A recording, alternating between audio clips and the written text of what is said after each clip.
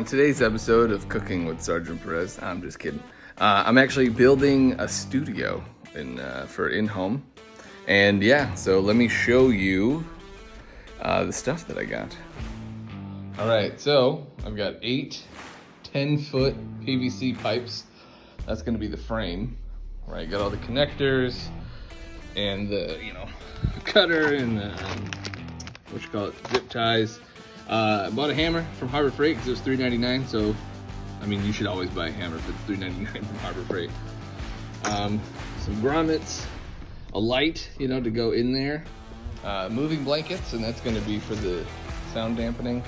And then I got this at Target. It's on sale for $20 or $19.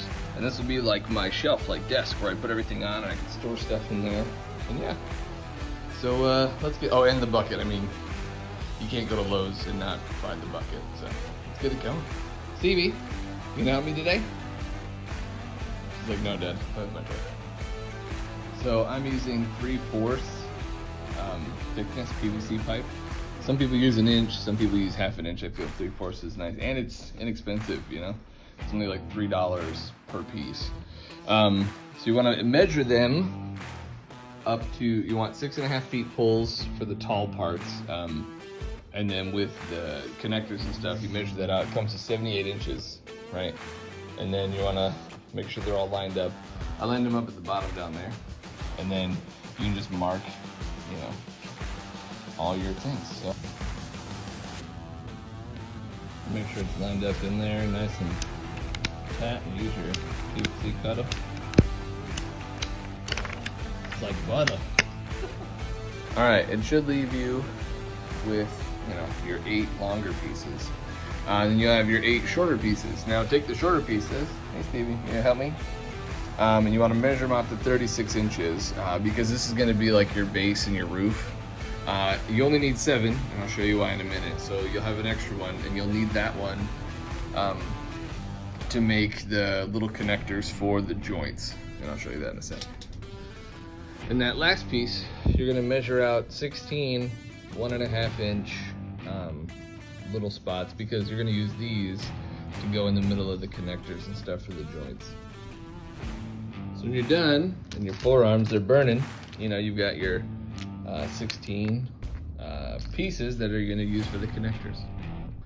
All right, and then you'll make 6 of these these corner joints.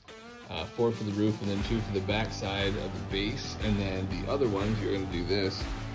So the joints are 2 T connectors, a 90-degree connector, and then those 1.5 joints that you put on the inside.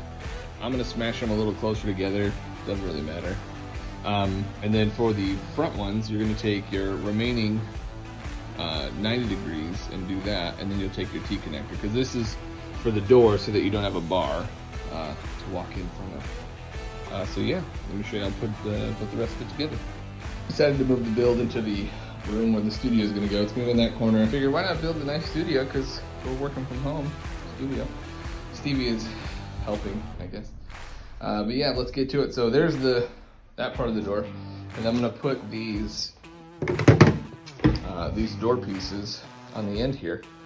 So that way this is the walkway and there's no pole to step on.